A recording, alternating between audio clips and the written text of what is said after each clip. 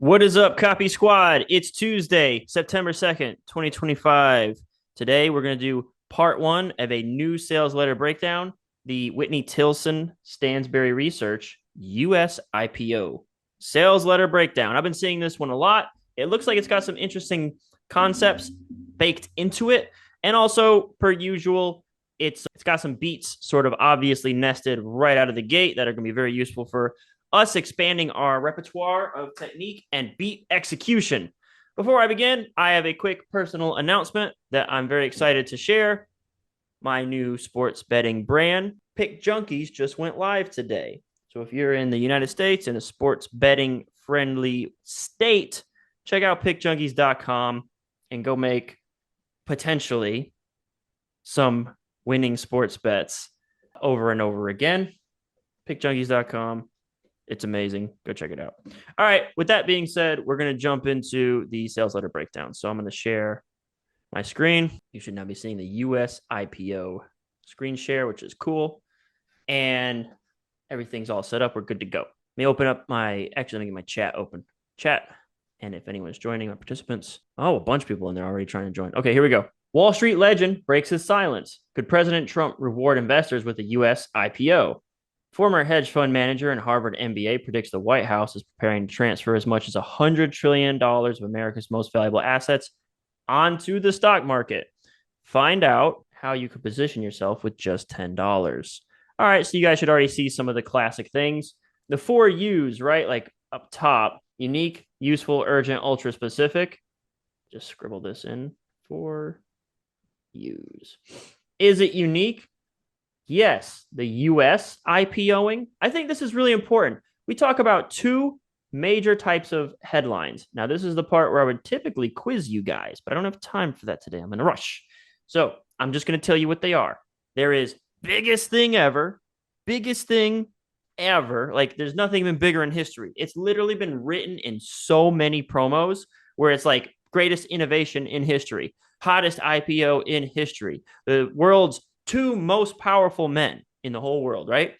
And then the deck copy for those kinds of headlines is like bigger than Google, Amazon, Microsoft, Nvidia, and Netflix combined, right? It's always like that's the biggest thing ever. Okay, you can make a gazillion dollars, retire in 5 minutes, etc., etc. The other type of headline. So type 1 is biggest thing ever. The other type of headline is slight quirk on a common concept. An IPO is a common concept. So it's so funny that I mentioned the hottest IPO in history, right? And I think another promo that we did was called like the super IPO, right? But like a slight quirk on a common concept. So it's funny. If you want to go biggest thing ever, you say this is the hottest IPO in history, or this is a super IPO, right? Biggest thing in history. If you want to go slight quirk, you can say the US is going to IPO. See how that's like a slight quirk? It's uncommon. That doesn't happen. Countries do not have initial public offerings. It's simple. The go-to example I always use is America's New Normal was a Nomi Prince promo we broke down, and the headline said America's New Abnormal. It's a common concept, slight quirk. Here we have it. IPO, common concept. The US is going to IPO, makes it a slight quirk, makes you raise an eyebrow, makes you go, never heard of that before. For Copy Squad, we had a program called internal trend jacking. The quirk there is that trend jacking is where you look out to the trends and then you jack them, you steal them, you swipe them. We did one called internal trend jacking, where you look at trends within your business to find the winners and then you actually swipe those. And that's kind of like my motto. My do the least philosophy revolves around internal trend jacking at its core. Okay, so there's the 2 headline complexes. We have the deck copy, where they drop the cred, or I'm sorry, we have the eyebrow. We have the eyebrow where they drop the cred up here. So that's on the money. There are 4 pieces that you typically see in a headline. They are the eyebrow, the headline, the deck, and then usually, or sometimes, not usually, but sometimes a quote box. Do you always see all 4 components? Not really, no. But do you need to? Not really, no. Does it, is it one of those things that, you can do the extra and hope for a better result? Yes, absolutely. So in the eyebrow, you generally want to either put in some urgency, call out to your audience, or drop credibility. They went with cred. The headline. This is an interesting headline.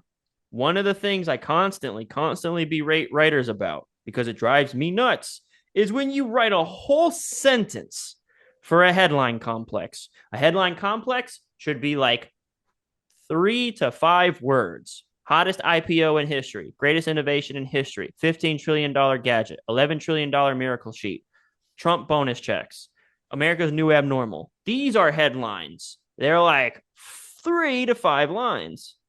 Do not write your entire promo thesis in complete sentence format with fucking conjunctions and ands and this and then that and call that a headline. Break it up. How can you get your headline into about 2 words? So this is interesting. This basically is a continuation of the eyebrow. Could President Trump reward investors with, that could have been just the eyebrow, honestly, could have sat up there, but they did both. The Wall Street legend and then sort of this, and then here's your headline, US IPO. And we already discussed this. This is the slight quirk headline. 2 words. A lot of like, I don't know, punctuation. There's quotation marks, colon, question mark, and quotation marks, but it's 2 words.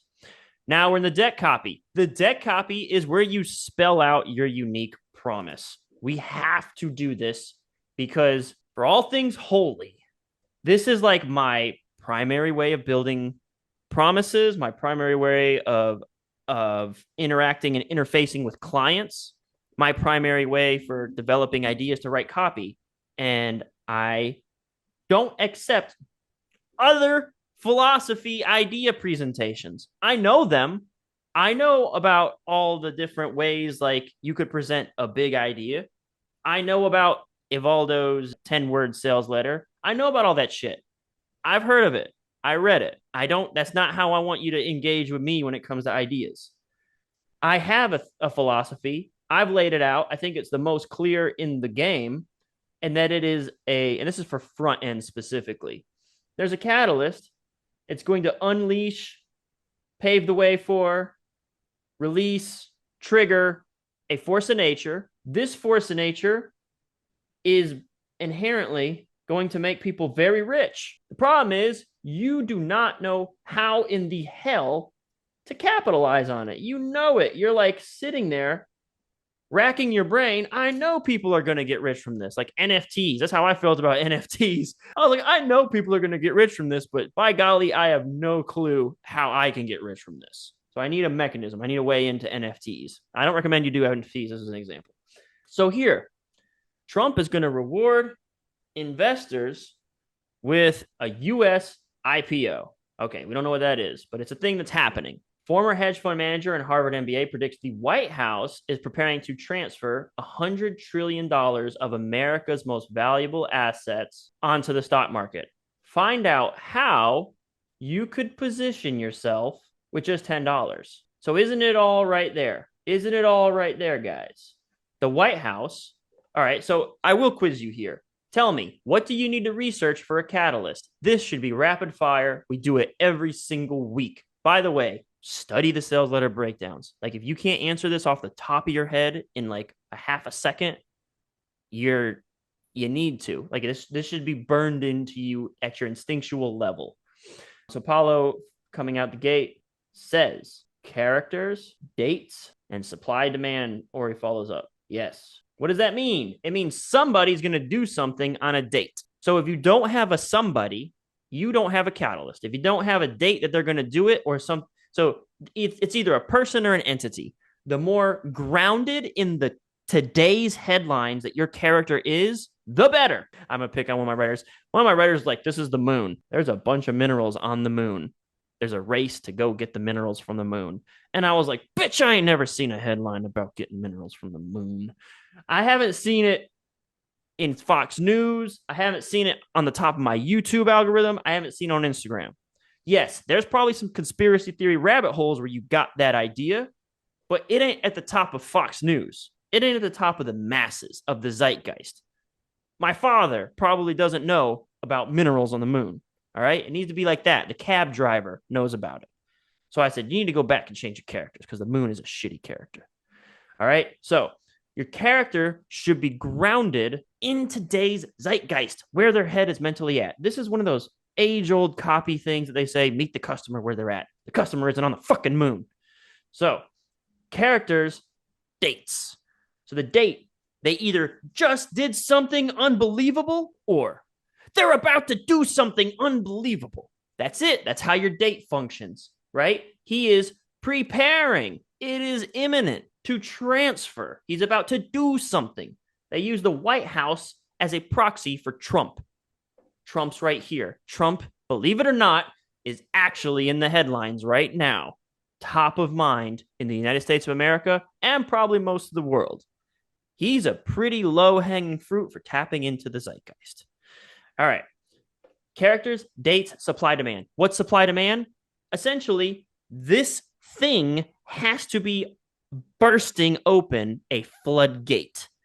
That is, there is an enormous pent-up demand or energy for whatever this event is about to unleash. It doesn't really work if no one's really asking for the damn thing, right? So, like, one really good example of this is wearable tech, or like these things where like you can have like your palm, you can use your palm and like do weird tech shit on your hand. No one cares. Like, people have tried now coming up like 3 or 4 different of those products. Nobody just really wants them. Like, oh, you can hold it on your shirt and you can use your shirt as a keypad. Like, no one cares. No one wants that. No one's begging for that. The supply demand argument doesn't exist. No one's like, oh, dang it, I gotta use my phone and my fingers. I wish I could just lick my hand and all of a sudden I understand my heart rate. Like, that's not how people function. So, characters, dates, the supply demand argument. This is your research. Don't bring me your ideas if you haven't got a fucking clue like how this ties to your idea. All right. So here we go. Force of nature. You guys hopefully have this at the ready. What do we need to research for the force of nature? Force of nature, force of nature. What is it, guys? Size and scope. Isn't it right there? Isn't it right there? Size and scope. Thank you, Zan. Paulo says origin story and historical pattern. So there's my historical pattern icon. I draw a little clock. And the origin. The way the origin story works is it justifies the supply demand argument and justifies like why this is going to be a big deal. Where did this force of nature originate? And it answers the question, how is this possible? Okay, that's it. See how simple I just made doing copy for you? All right, you're going to know the result. The result, let me pause one more moment on the force of nature. Your sales letter argument becomes super duper duper easy when you narrow it down to the force of nature. And you say, all I have to do is prove to the reader that it always happens this way. Whatever it is we're talking about today, this new event, this new catalyst, my force of nature is going to show them, like, no matter what, it's always going to happen the exact way that I say, because it's always been this way since the dawn of time. That's what the origin story is about. That's what the historical patterns are about. And then you got to say, well, but this is the biggest one ever. It's the biggest.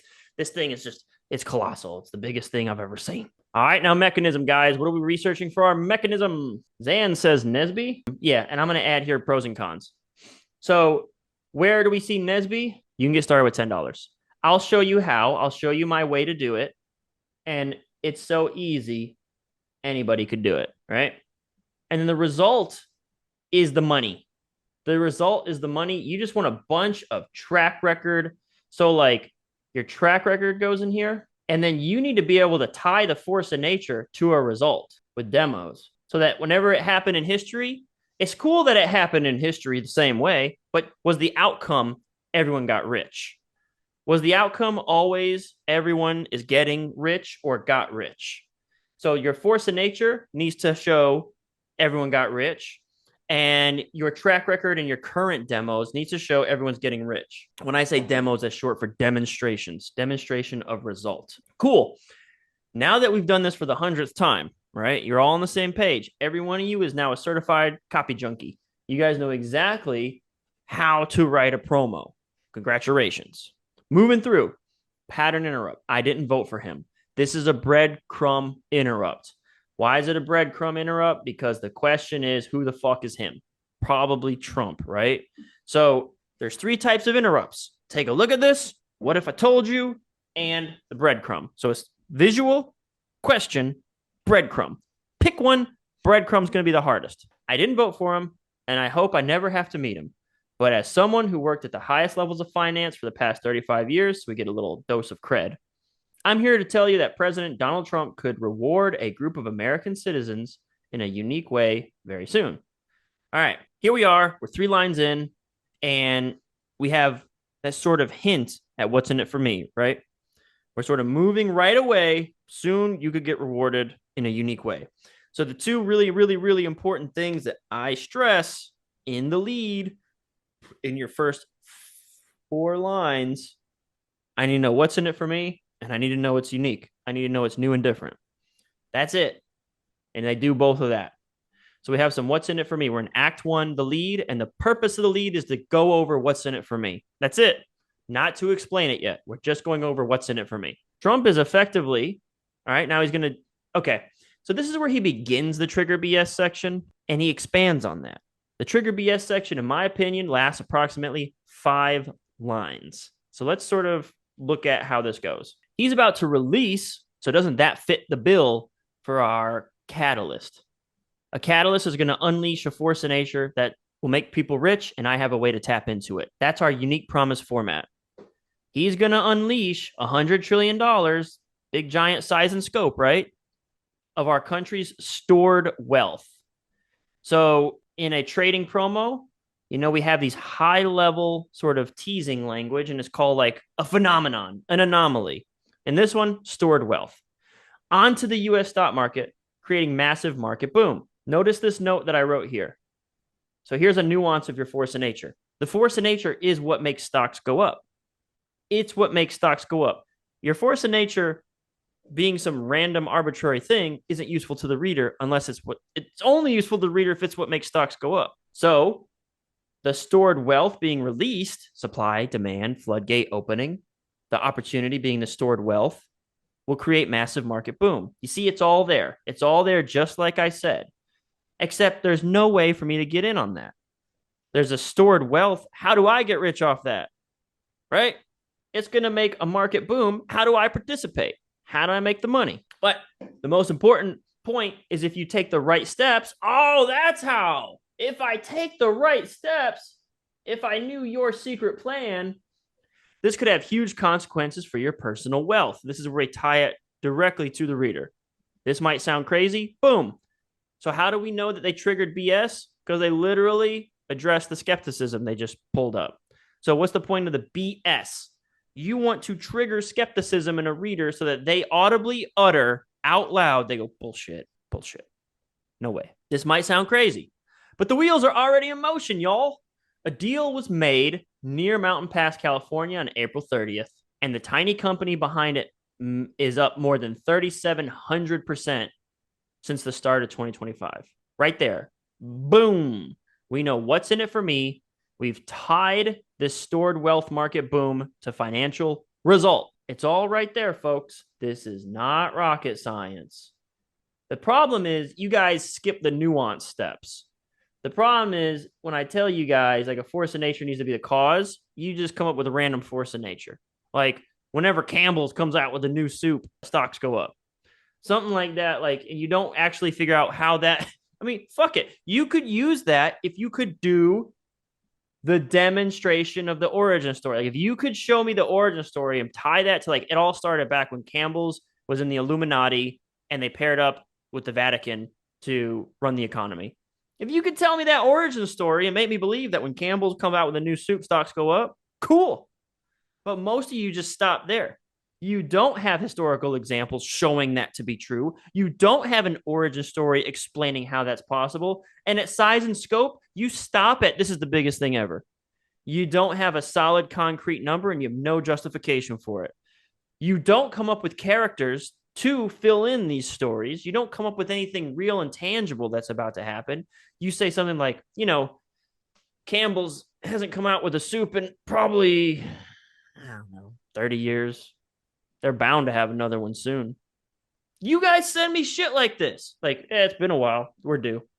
That's not a fucking catalyst. All right, so here we are. We've tied the force of nature, this big opportunity, to to a financial result. Boom, 3,700%. There are dozens of other deals like in the works like this. Okay, cool beans. I'm tracking one in Spring Creek and another at Caldwell Canyon.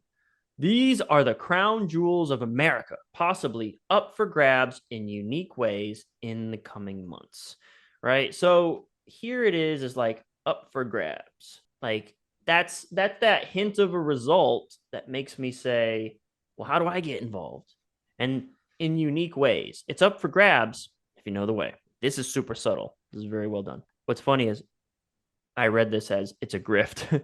It's a gift, really, one you need to take with both hands, no matter how you voted. The U.S. Department of Interior has even established their own in-house team dedicated to appraising and evaluating the value of the assets that could be involved in what I'm now calling the U.S. IPO. All right. Why? So notice I have this word cred here, and then I have like capital cred there. If you look at how you write a lead, you do pattern interrupt, trigger BS, you hit them with cred, let them know it's real, and then demo the result. I do use the word and then, but it doesn't have to be in that order. Basically, the pattern interrupt and the trigger BS, you know what? Because we've even led with pattern interrupt and credibility. So really the only thing that you want to have in number one position is pattern interrupt, obviously. I prefer you to have the trigger BS in the first. I mean, I demand it. Like if you're going to write for me, you better tell me what's in it for me in first 3 to 4 lines. They did that in this promo. Cred and demo, sometimes they move around. They flip-flop a little bit. But what is the cred at play here? I'm saying there's all this stored wealth and Trump's going to give everyone $1 million. How am I going to prove that's real? Some of you guys just literally like go to Chat GPT and type in the exact thing. Like when's the White House said they're going to transfer the wealth, and then they use a quote. That is the most level one basic way to do it. That's how most people do it. And that's fine, I guess. But look what he did here. He showed that they have established their own in-house team dedicated to this. So another way that we would demonstrate credibility here is say, Apple is already investing $4 billion into it. Okay, let's talk about the levels of like concrete realness of these pieces of research. If I say something like, Apple's invested $10 million into this, that's fine. It's cool. But if I said, Apple just recruited the CEO of this place to run the team and paid him $4 million to run it, sounds a lot more credible, don't it? Like they hired a guy just to run this. Sounds a lot more specific and a lot more credible. Okay. Compare that with the quotes thing too. Like you guys will go on Business Insider or whatever, and you'll send a quote and it's like, you'll say Business Insider says this, and you have it in brackets. Like you put it in brackets because you can't say what they actually said. You remove what they actually say. You put this is the biggest thing ever. It's going to change the world. It's going to change the economy. It's going to change everything. And you use that as your cred piece. Some of you probably recognize or see yourself in that as well. Versus something like this, a lot more subtle, a lot more nuanced. They've built a whole in-house team for this. So what does that mean? Like this is an arrow in your quiver. Like this is another caliber of bullet that you could fire off when you need to do some cred stuff. But it's so much better, so much more low key, so much less in your face, and gets the job done. And honestly, I just think it's more believable. All right, moving along. Whether you love Trump or hate him, this cannot be ignored, and I can no longer remain silent. All right, so this is weird. What's about to happen here is they're going to overlap sections of the lead and the body copy. They're going to dive into cred right here as if it was moving into body copy. This is quite common with whoever is writing for Whitney Tilson. Because if you read the Whitney Tilson promos that we have in our Copy Squad swipe, we have several now, they almost always lead with his credibility because he has legitimate credibility to lean on. So sometimes it'll be in like the first paragraph. They'll just go straight into Whitney's credibility. So they're bringing the body copy stuff into the lead. I'll show you the last piece of the lead that we're going to see next. It'll come after that. It's going to be the bribes. That's what we're going to see. We're going to overlap some cred, and they're going to write it kind of like a cred section. My name, by the way, is Whitney. I've authored 3 books, been featured on Financial Times, New York Times, and Kiplinger's.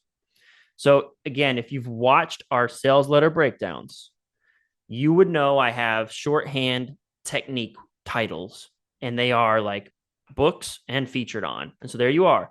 So like you should have like a macro code like baked into your keyboard, and it's, you push F12 and it does the featured on thing. You push F11 and it does books they wrote. You push F10 and it goes through their resume. You push F9, it goes through the shoulders that they've rubbed. They've rubbed shoulders with really rich people. You press F8, it expresses their rich interests, rich hobbies, or rich location that they live in or have second houses in.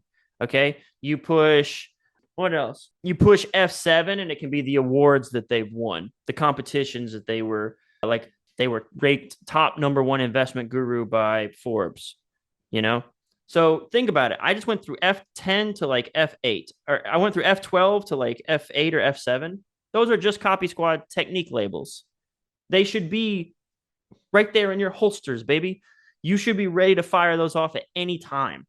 And it's so simple. So now you've written that whole cred section. All you need is like 3 to 4 of those. Then you have career highlights. What are the 3 major calls this dude did? What is his big claims to fame? Who's the case study of the person they took from rags to riches, right? What are the career highlights? What are the public calls that they made where everybody was wrong and they were right? So that's F6. These are simple, very straightforward, and pretty much every guru has at least 3 of them. All right. So here, featured on books.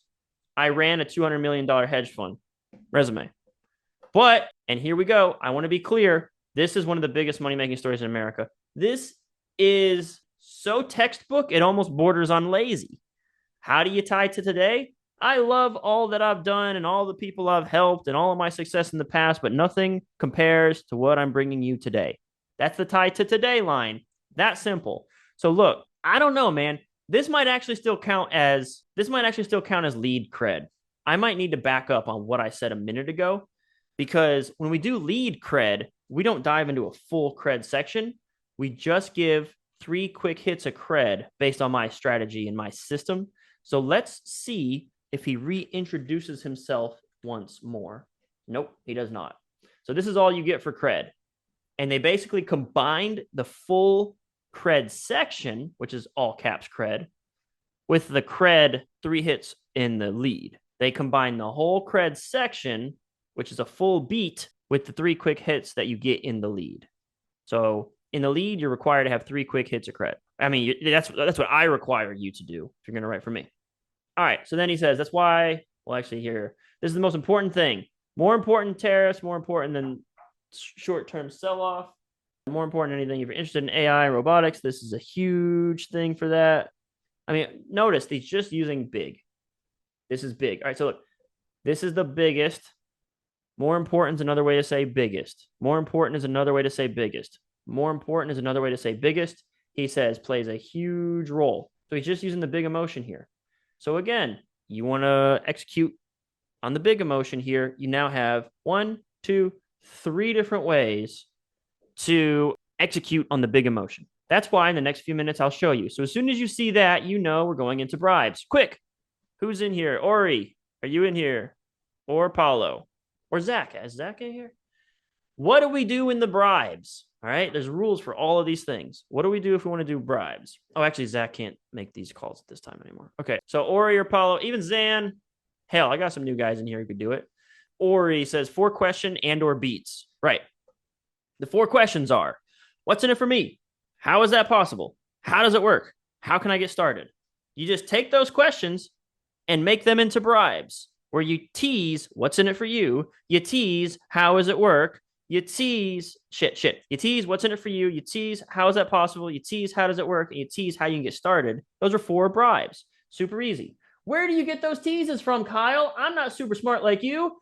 They come right here from your research. You pick one of these and you tease it. This is what's in it for you. This is how it's possible. This is how it works. And then your offer is how you get started. So for instance, I was just working on a writer's promo, I think over the holiday weekend, because I'm a super dedicated copy chief. Might have been right before. And there was no teasing. I was like, you didn't tease me at all in this lead. You never dropped like real concrete details about what's to come. How would you do that? I gave a whole page long comment. I was like, here's what you did wrong. And I explained why I was wrong. But I gave a 1 sentence solution. I said, hey, you see this here where you start to explain how this is possible? Literally just repeat that same line, that intro line, the term that you use to sum up how it's possible, put that term in the lead. And that term you'll describe and you'll flesh out in the body copy.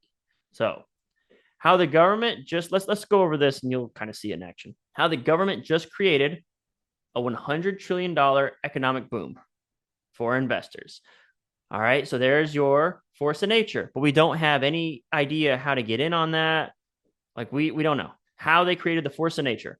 I'll lay out my proof, including the federal paper trail and just how much money you could stand to make. So there's what's in it for me, right? So this is the force of nature. This is the how is this possible? What's in it for me? Most importantly, I'll share the simple steps. How does it work and how can I get started? I'll share the simple steps I think every American should take with their money today. No, you don't need to become a landman or oil tycoon, though you might soon feel like one. I'll explain everything you need to do. And all you'll need to get started, there it is. How can I get started? All you need to get started is just a few $100s. And that's easy, anybody. Okay, so this is important. This is the mechanism. I'll share the simple steps. That's the how does it work. The how does it work is like, it's my strategy, my method, my plan for exploiting this. I'll share the plan. Well, how do I execute the plan? That's the offer section. How can I get started? I'll explain everything you need to do. That's how you can get started. And all you need to get started is a few $100s. See how simple and straightforward this is? Literally just told you all this. It's literally already laid out in your research if you did your job. And it's all written itself pretty much. We even went over the made up macro F12, F11, F10 keys that I did for cred. It's that simple. It's that straightforward. Here's one area where you guys will probably fall down is the idea.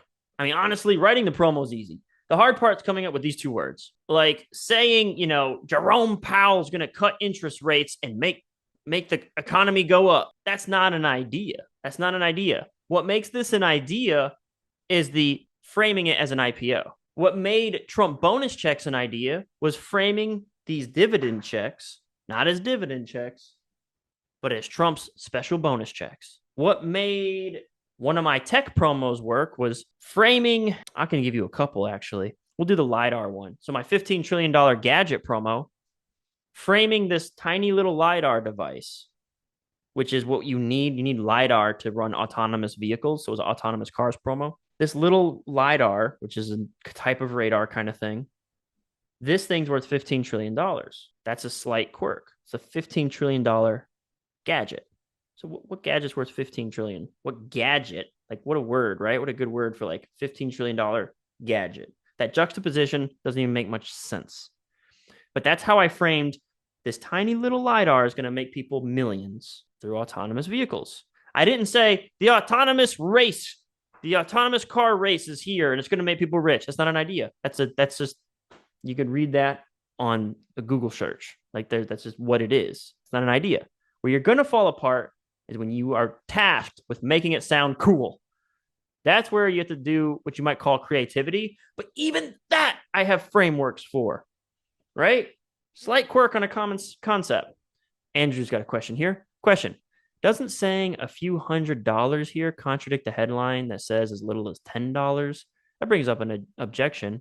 Or is there a method to that? $10 here? Nope.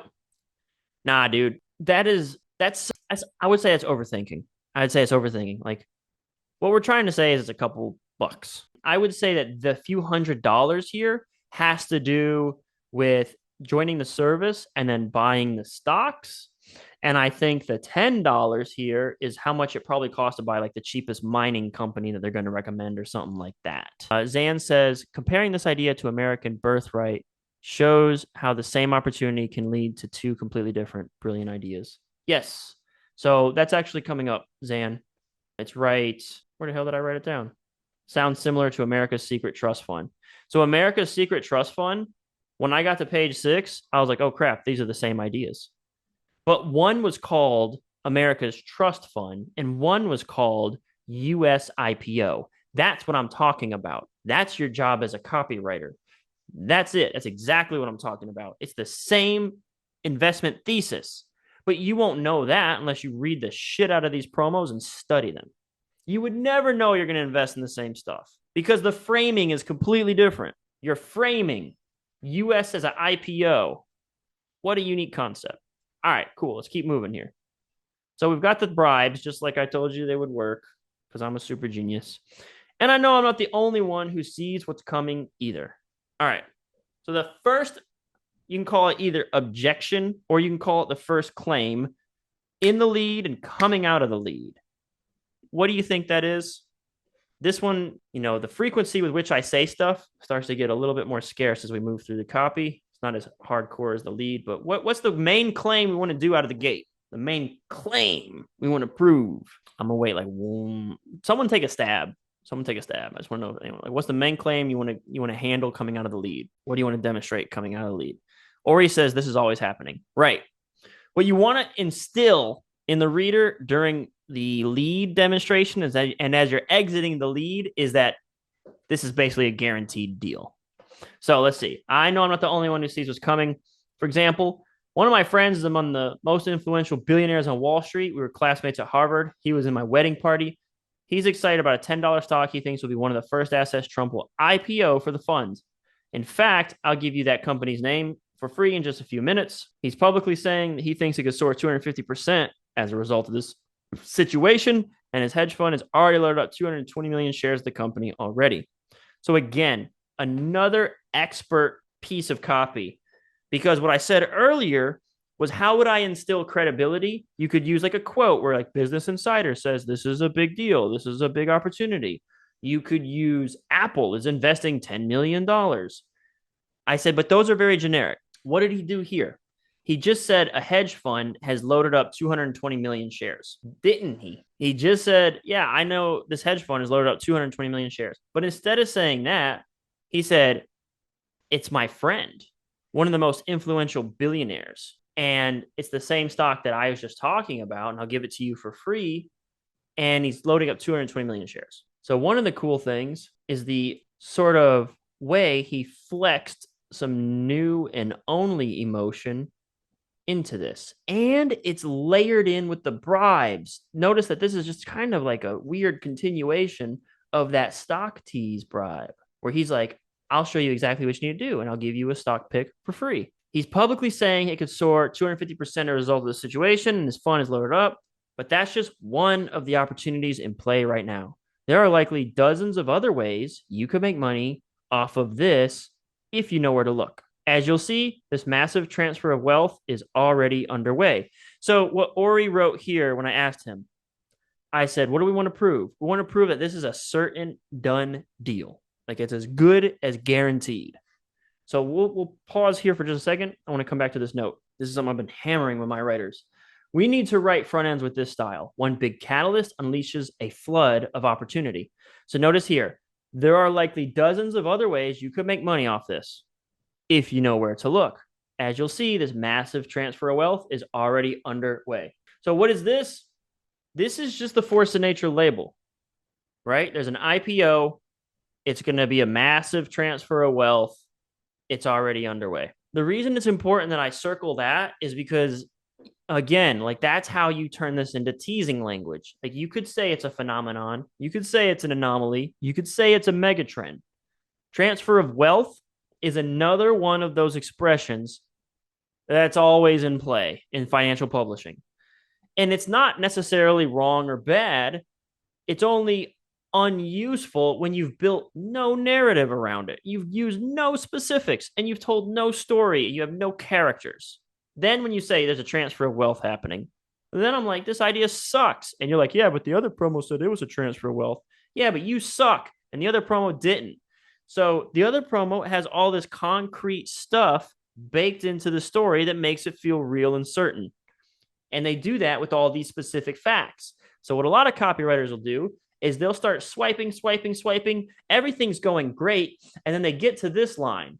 One of my friends is among influential billionaires.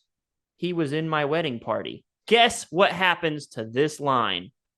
Guess what happens to this line in the writer's promo. What happens? I'll give a point to whoever guesses. Guess what happens to this line about his best friend, influential billionaire, and he was in his wedding party. Paulo says the line gets removed. You goddamn right.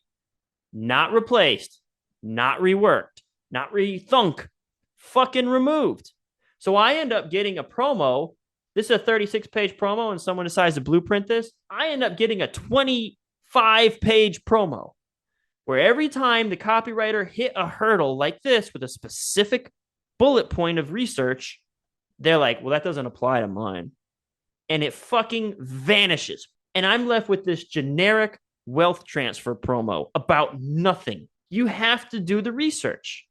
What is the purpose of this? What is the techniques at play? And then how does it relate to yours? If you've got a friend who's excited about this stock, he's like, well, I don't have a billionaire friend excited about my stock. Then how can you either say someone important is excited about the stock, or better, use the only I, like me, like I've already done something like, that gatekeeps some sort of access. I've got access to secret information.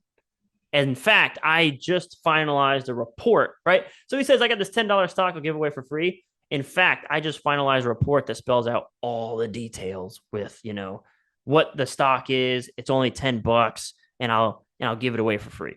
Just keep that new only thing going. Patiel says, look for rub shoulders with. Yes, you could do that too. Say, after I spoke at the conference with Warren Buffett, I put together a report. Does Warren Buffett really have anything to do with it? Did Warren Buffett weigh in on the report? No, it's a juxtaposition. You just say, after I did that, then I did this. And all of a sudden, they feel super related. All right. Anyway, I really wanted to highlight this, though. This shit would absolutely, this whole section, this bribe section would turn into these 3 bullets. All of this would vanish. That's what would happen. That's how you guys tend to blueprint shit. You wouldn't rework it. There would be like no new creative thing where I'd be like, wow, I'm impressed. there would be no like, oh, look, you took that, you ran with it, and you made it your own. I genuinely get excited when I see that, and I always call it out in copy, but that's like a once every like 4 weeks sort of comment. So I really wanted to pound the table about that. As you'll see, this massive transfer of wealth is already underway, and this is what triggered me. It's like, yeah, I see that. I see that all the time with no details. I'll show you. It's important you have it before October 1. So your window of opportunity is steadily closing. Cool. You got a little bit of urgency, a little bit of deadline-driven urgency. As I said, deals are already being made. Within Trump's first 100 days, 45 oil and gas deals across 29,000 acres, with plans for more later this year.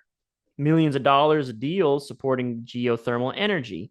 So again, one of the things you want to do in the lead is this is real. It's basically guaranteed. It's basically a done deal. So we sort of have a little bit of that here. Millions of dollars of deals supporting geothermal energy, transmission lines, renewable energy, pipelines, timber, all on federal lands, were also inked within the first 100 days. And I suspect that investments in the best companies drilling and servicing these projects could mean huge gains over the coming years. So boom, we've got this will mean huge gains. And we have this right here. This is a qualifier. This is the you need me thing.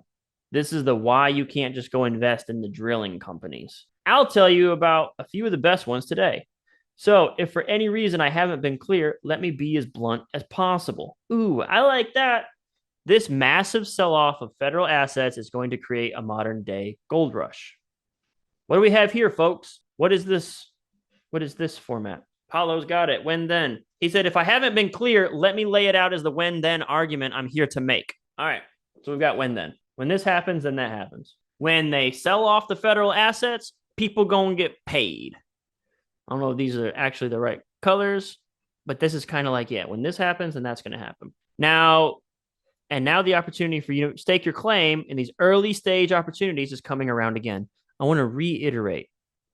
Notice how he's setting this up as a flood of opportunities, right? There's a big event coming and it's going to release a flood of opportunities. And the potential money at stake is almost difficult to comprehend. Consider this.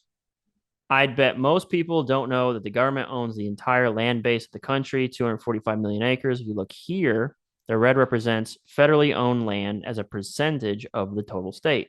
So there's a couple things at play here. I wrote size and scope down here.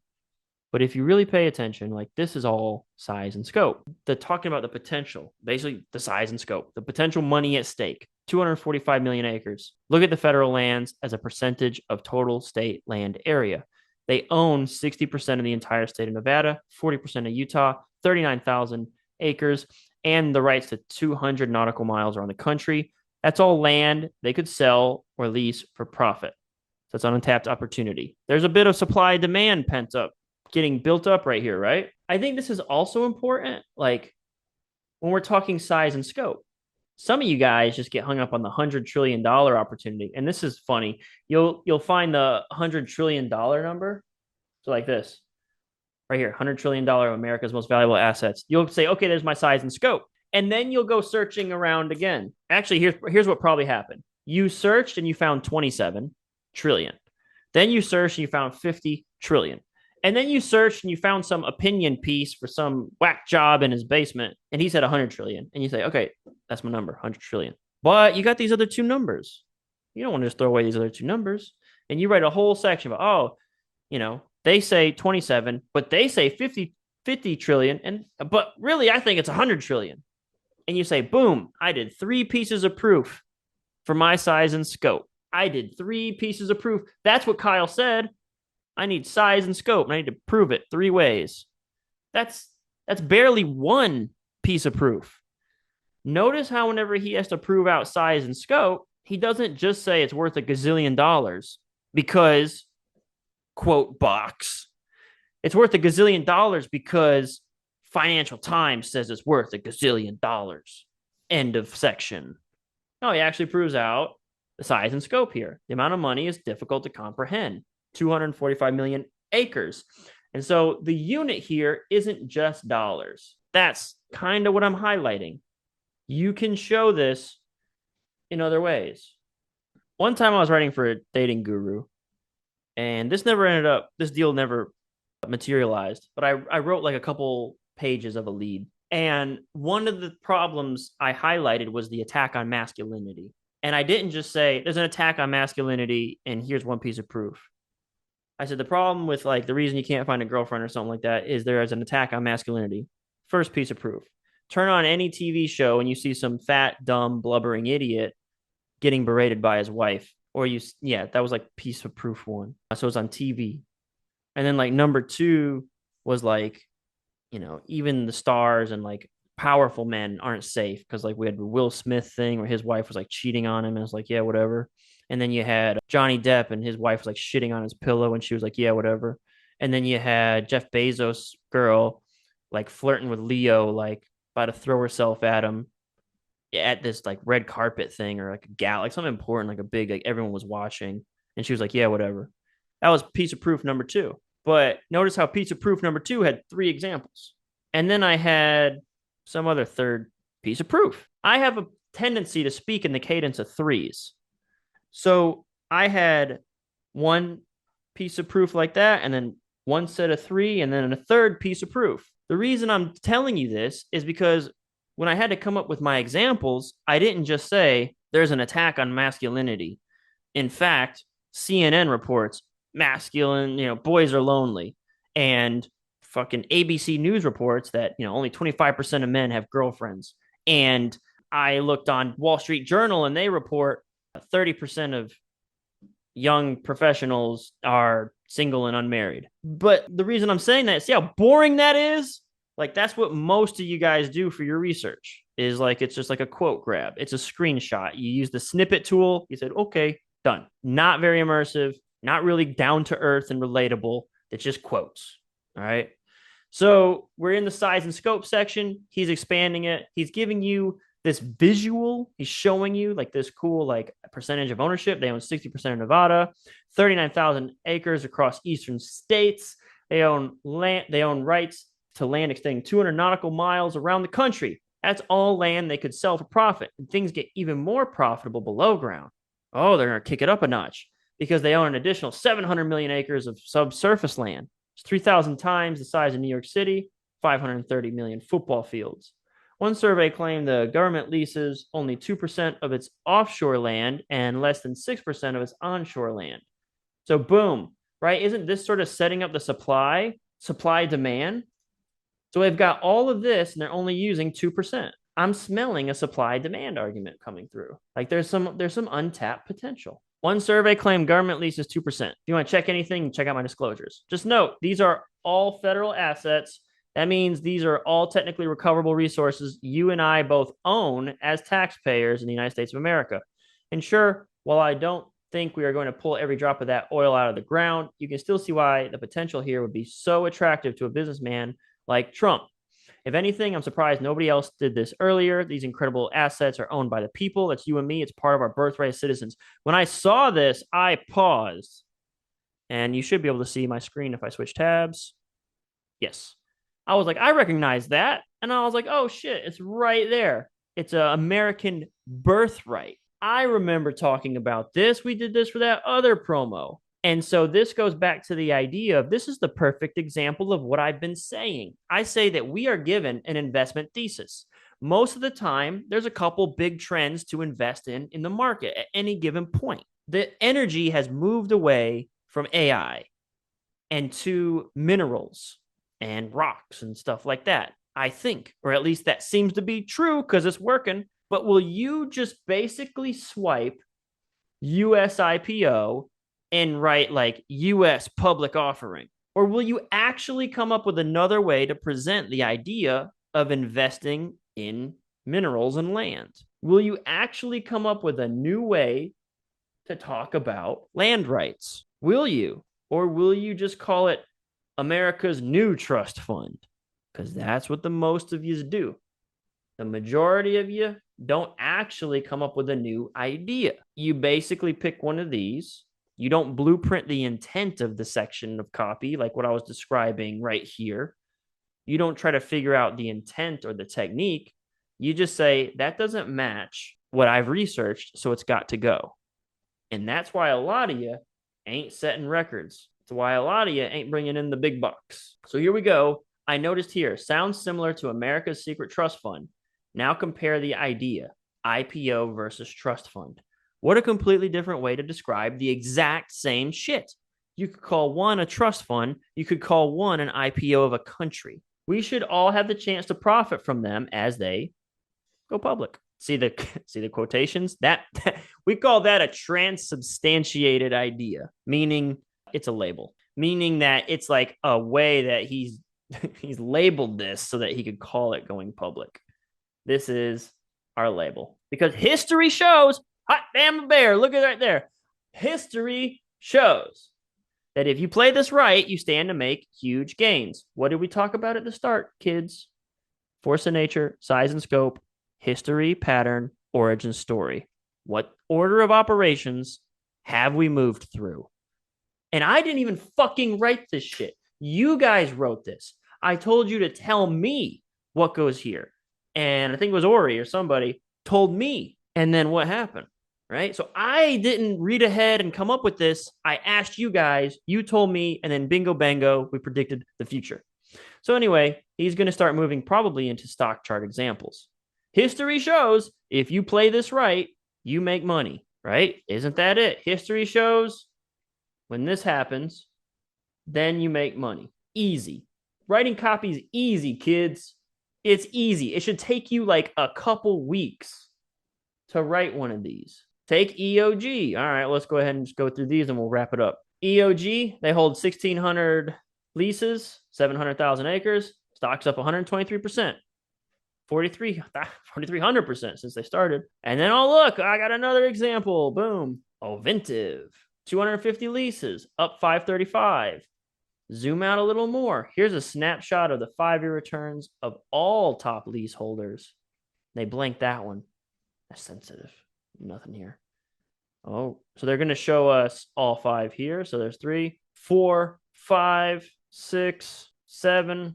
So when I say there's money to be made in the next few months, I'm being deadly serious. And these opportunities are being unlocked in all sorts of new ways.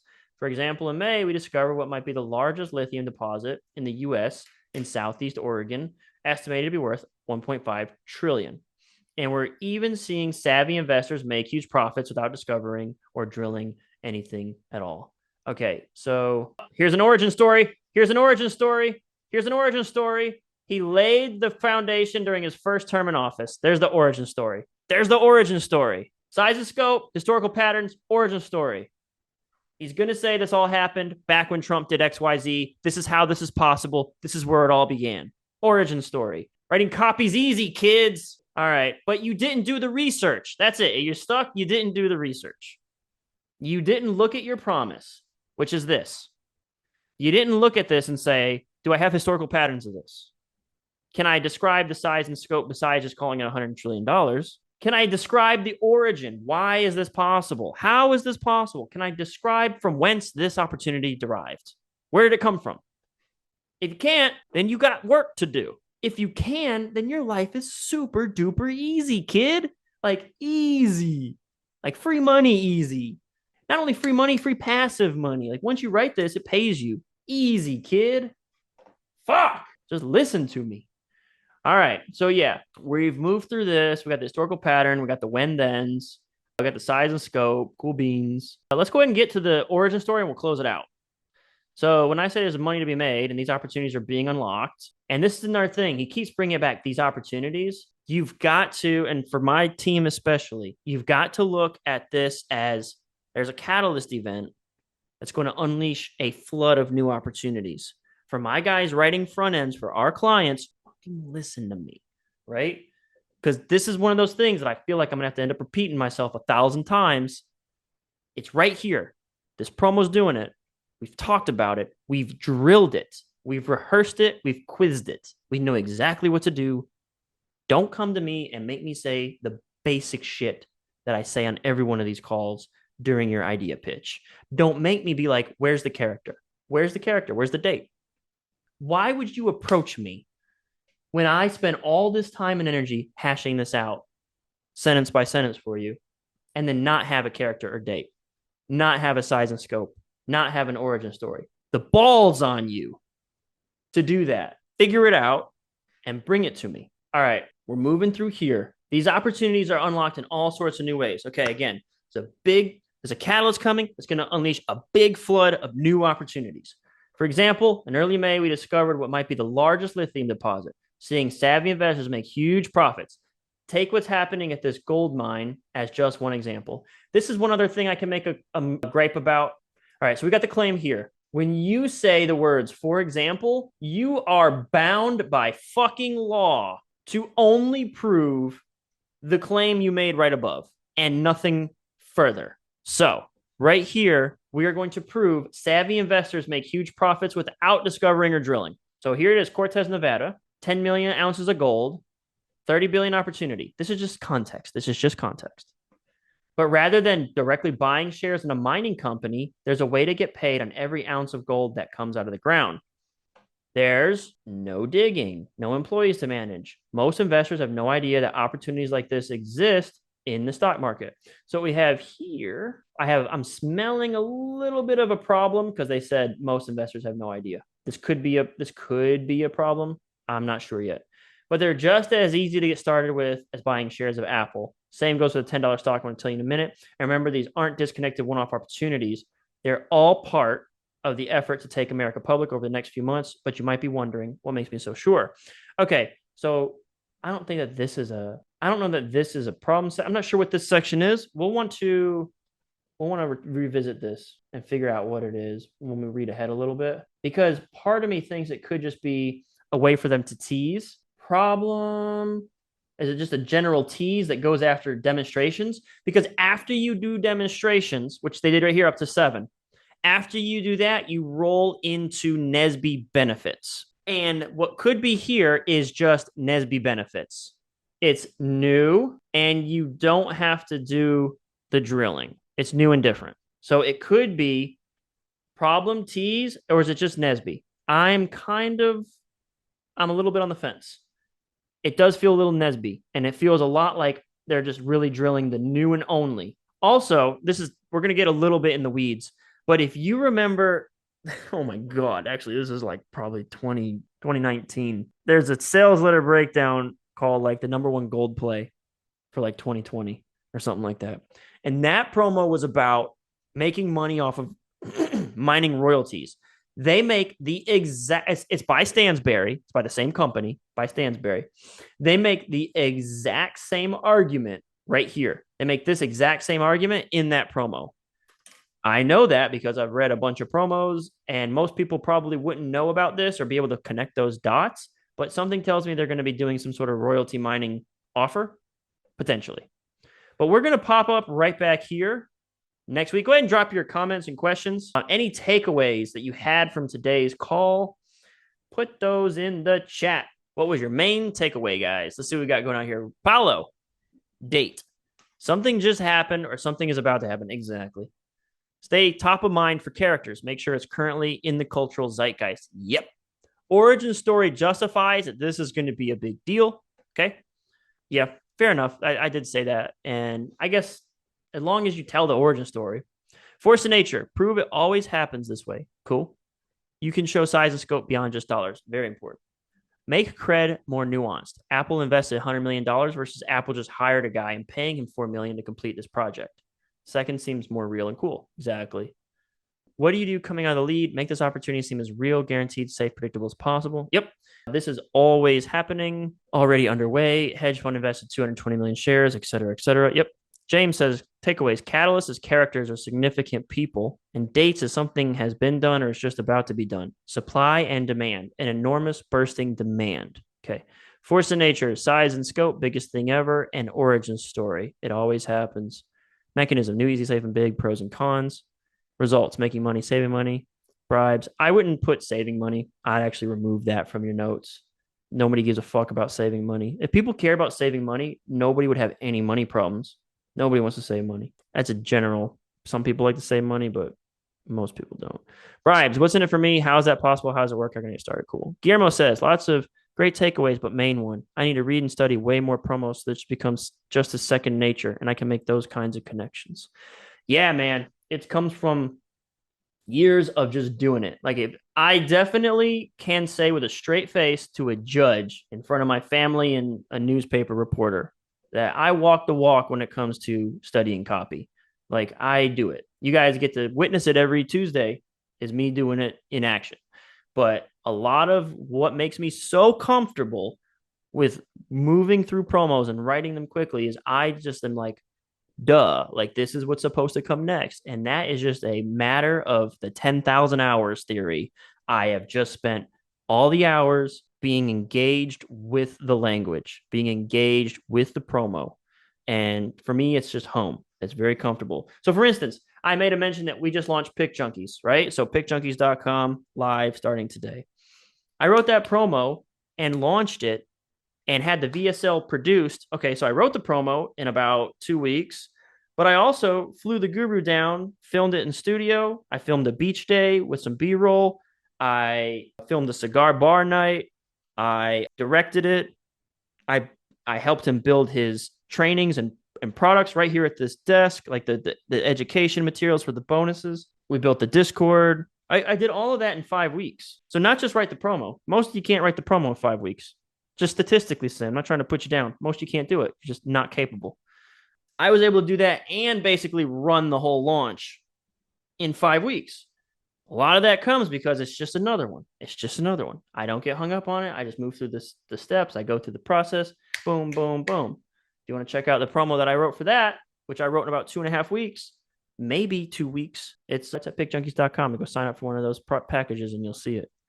I think that's it, guys. I'm running really late. I was supposed to sign off 20 minutes ago. So thanks so much. I really appreciate you guys all tuning in. I hope you had some big takeaways. I'm really excited about finishing this one. We're page 10 to 36. And I think we got so many big, amazing insights that we can use. I'm really excited about moving through this one next week. Thanks so much for tuning in. Until next time, peace out, Copy Squad.